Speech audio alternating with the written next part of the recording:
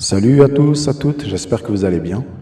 Allez, c'est reparti pour une analyse de jeux qui ont eu lieu le lundi 10 novembre, au cours de 20h15, avec cette fois Bigodj et Toubaran qui rentrent. Joli macaque ici pour rentrer dans l'espace de jeu avec Toubaran qui rentre, qui se déplace, une belle compasse, j'ai entendu, distance, bien, Martel Rodad qu'on Raboudjiraï, très bien, attention à redresser un peu le dos Bigodj pendant la jing.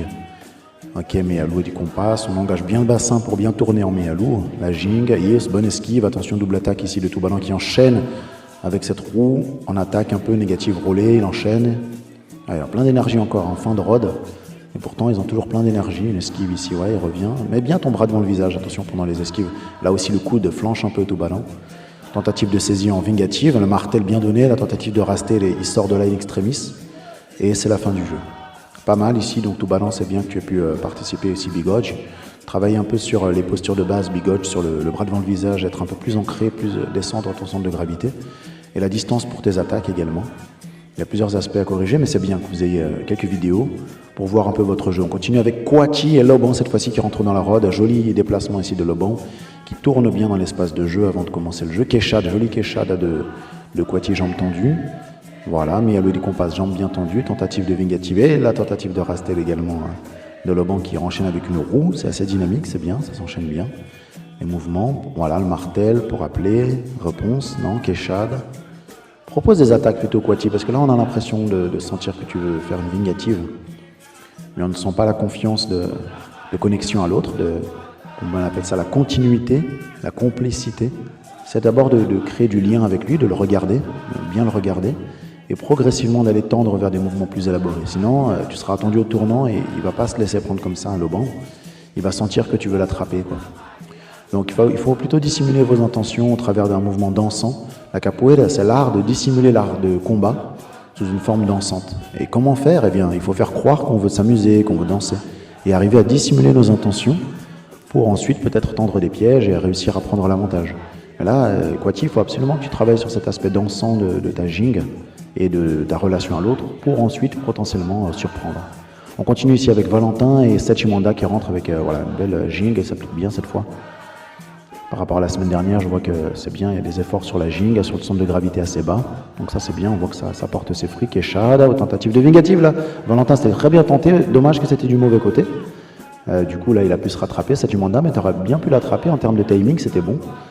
Là attention, ça cafouille un petit peu en termes de distance, vous risquez de vous télescoper, ça s'est touché un peu.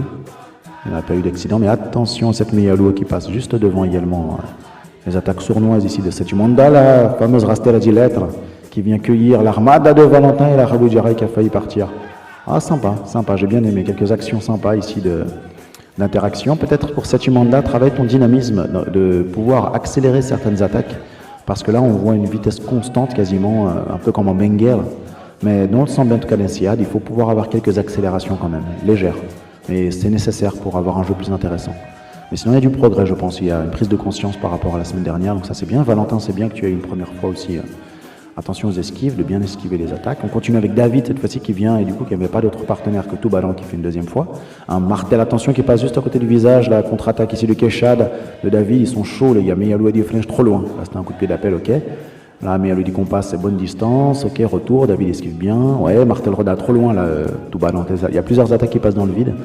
Là, encore une armade dans le vide. Keshad, c'est bon. Martel Roda dans le vide encore, ouais. Il y a trop d'attaques dans le vide, Toubaran, malheureusement. Mais en tout cas, on peut se servir de la vidéo pour l'identifier. Peut-être que la moitié des attaques sont portées à bonne distance et l'autre moitié est finalement trop loin. Encore une fois, Armada trop loin. Et l'Armada Comortel essaie de revenir. Voilà. Mais je pense que la vidéo aide pour ça. Et c'est pour ça, justement, Toubaran, que sur la notation des attaques et de la distance, notamment de tes attaques, ça pêche un peu. La continuité était bonne, hein, tu as enchaîné. Mais par contre, en termes de distance, il y a eu trop d'attaques faites trop loin de David, en fait. Hein. Je peux en avoir une ou deux pour rappeler quand même l'autre pour qu'il puisse réagir. Mais quand il y en a trop, comme ça, qui s'enchaînent à distance, ça n'a pas beaucoup d'intérêt dans la construction du jeu. Donc à corriger ça. David, c'est bien, j'ai bien aimé ta première participation à ce genre d'atelier. J'ai eu des attaques très très explosives, puissantes, à bonne distance. Donc c'est prometteur. Un bon déplacement aussi, c'est intéressant. Voilà pour cette petite analyse hein, qui était comme un rattrapage un peu des élèves qui n'ont pas pu participer la semaine dernière. Donc voilà, pour les élèves qui malheureusement ne peuvent pas venir pendant une semaine ou certaines séances et qui souhaitent rattraper, nous pouvons utiliser ce format pour vous le proposer en fin de séance et avoir quelques images pouvoir discuter un petit peu de tout ça et de voir votre évolution, de vous donner du conseil dans ces critères bien spécifiques, donc des bases, de la qualité des bases, du bras devant le visage, de l'aspect animal de notre gestuelle, souple et animal, mais également de la dynamisme de votre jeu, de vos mouvements, de votre capacité d'attaque avec quelques accélérations, de fluidité, de gestion des distances pour bien circuler dans l'espace de jeu. Ça inclut également les déplacements, l'ancrage, d'être centre de gravité assez bas pour être bien animal et félin dans son jeu. La technique des attaques, la distance et l'exécution de vos coups de pied d'attaque, la jambe tendue, la proximité et le fait d'atteindre, en tout cas d'aller chercher à se rapprocher du visage de l'adversaire, et puis également vos esquives, les réflexes et la capacité d'anticipation pour voir venir les attaques à l'avance et bien les esquiver. En tout cas, c'est bien, vous avez bien participé là ici, il y avait une bonne motivation, on a travaillé sur les entradas ce 10 novembre. Vous êtes tous invités, le mardi 11 novembre, nous avons le grand cours à 19h aux Invalides. C'est un mini-événement, mais à chaque fois qu'on fait ça, c'est très agréable, on est tous ensemble, on pratique la capoeira avec de la musique, avec des chansons, avec du jeu à deux et apprendre à connaître les autres élèves du club. Sachez que vous êtes plus de 300 membres du club à Jogaki cette saison déjà, donc c'est pas rien et ça vous permet donc de rencontrer du monde, mais également vous pouvez apporter à manger et à boire pour le buffet en fin de séance. Et puis si vous avez des amis qui ne connaissent pas la capoeira et qui voudraient découvrir, vous pouvez les inviter également ce mardi 11 novembre, férié, mais donc quand même ouvert au Dojo des Invalides.